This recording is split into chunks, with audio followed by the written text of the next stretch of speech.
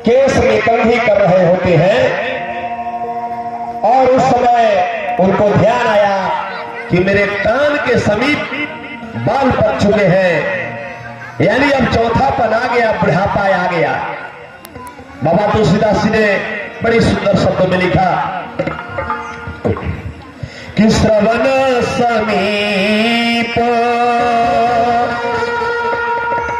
भय सित के श्रवण समीप ये सित के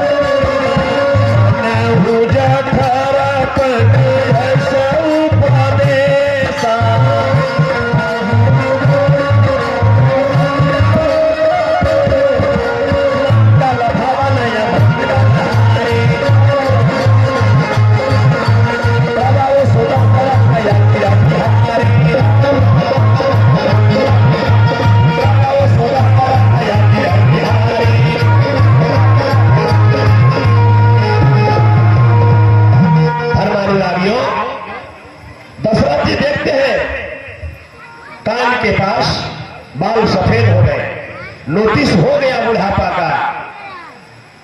वह त्रेता युग की बात थी, नोटिस को इग्नोर नहीं किया जाता था। दशरथ जी आखिर तपस्या करने जाए तो कैसे, कोई उत्तराधिकारी नहीं है, उनका कोई संतान नहीं, कोई पुत्र नहीं।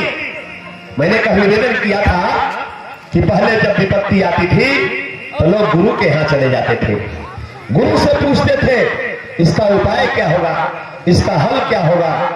गुरु भी त्रिकालदर्शी होते थे, प्रकांड विद्वान होते थे। दशरथ जी के मन में बड़ा ग्लानि हुआ। बाबा तुलसीदास जी की लेखनी चल पड़ी कि एक बार भूपति मांग माही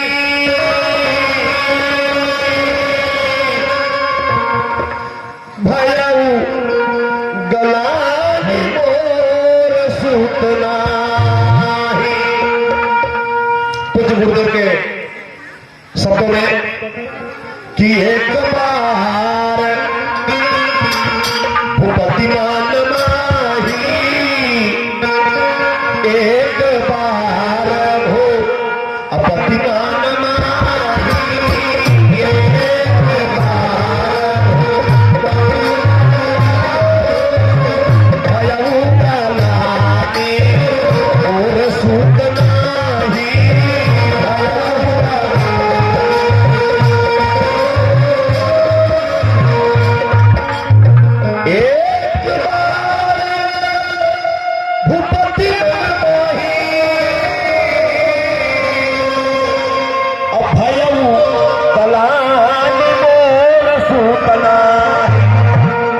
दशरथ जी शर्मिंदित हो जाते हैं धर्म प्रेमी सज्जनों कि मेरा पुत्र ही नहीं।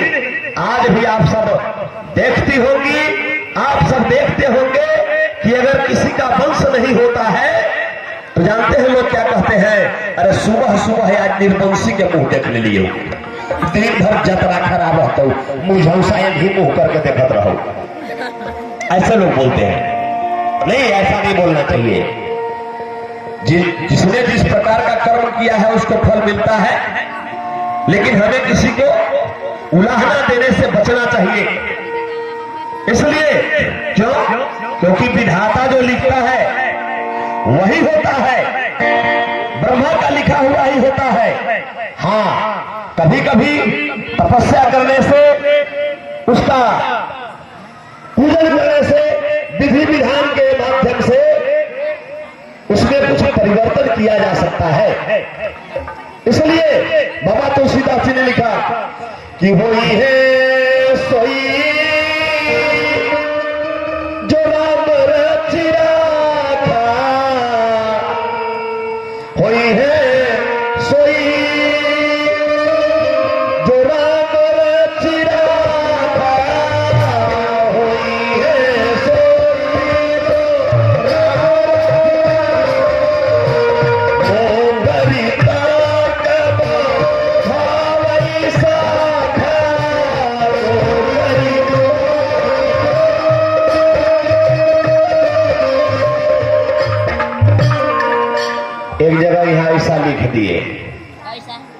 एक आदमी जो थे बड़ा निर्धन थे, बड़ा निर्धन थे।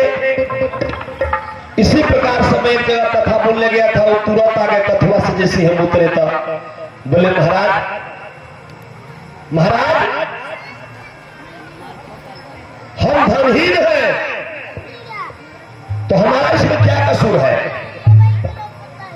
मैंने कहा कोई कसूर नहीं है। कहा अभी में आप बोले, हमको लोग कहता है कि आप प्रयास नहीं करते हैं, अभी आप बोले हैं कि वही है सोई जो राम रची राखा को कभी तर्क बढ़ावे ऐसा का, तो हमें परेशानी है, हम गरीब हैं, तो भगवान का इच्छा है, हम उसमें क्या कर सकते हैं? मैंने कहा कि और उस पर संशोधन करके बाबा तुलसीदास जी ने लिखा है एक जगह, बड़ी सुंदर चौपाई है। क्या लिखा बाबा जी ने? कि सकल समाग्री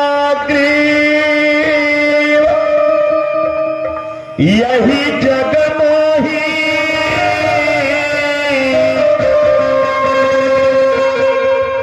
कर्म ही मर पावत नाही। सकल समाग्री यही जग माही, सकल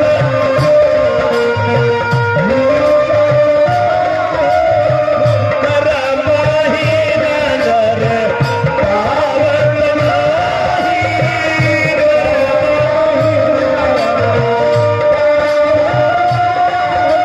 सकल समाग्री यही जग माही, कर्म ही नर पावत नाही। सकल भवन जनहारी, रावण सो दशरथ अजिर बिहारी।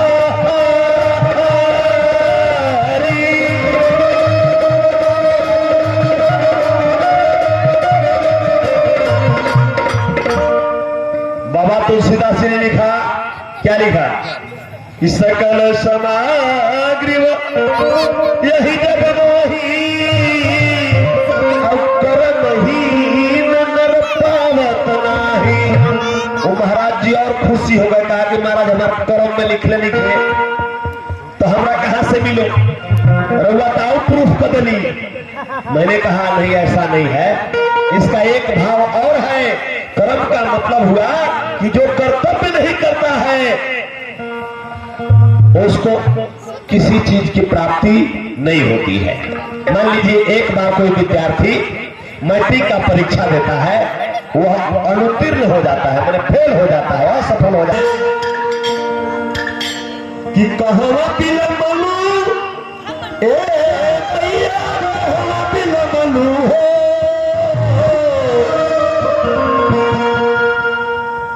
पूजा कर रहे हैं, हे भैया आ जाना। कहते हैं कि कहवा बिलमलू ए भैया, कहवा बिलमलू हो,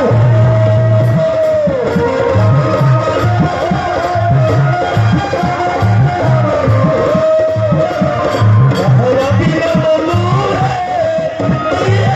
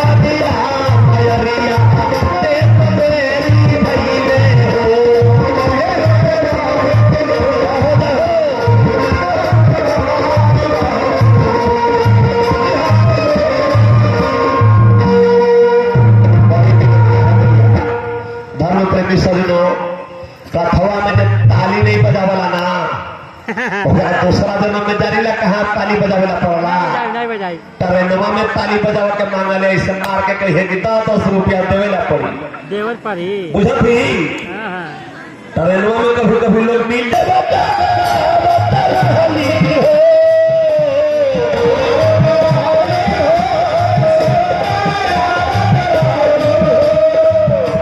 केकरो हाथ में दर्द हो गया तो मत बजाई बेचारे तो घर जाके गाड़ी देवेला बसार रात भर बजवे हथवा के दर्द बढ़ गई और वरुण शुक्ला भी जाएगा पड़ी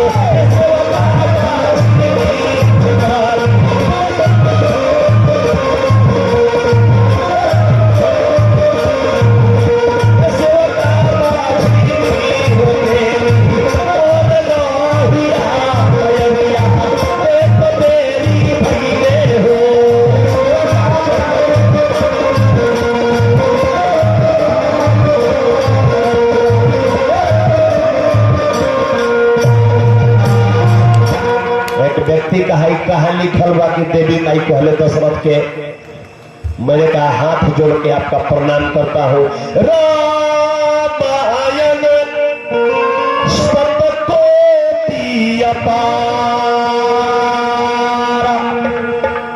धर्म सजनों विभिन्न प्रकार के विद्वानों द्वारा रचित 100 करोड़ से बेसी रामायण है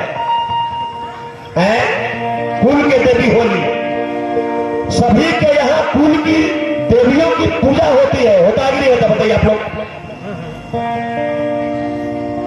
कुल देवी आशीर्वाद देती है कहते हैं ठीक है ऐसा ही होगा लेकिन आपको गुरु जी के पास जाना पड़ेगा कोई भी चीज सिस्टम से होता है तरीका से होता है धर्म अनुरागियों गुरु भी तुरंत दशरथ जी कहाँ चल देते हैं गुरु वशिष्ठ के पास चल देते हैं गुरु की तुरंत गया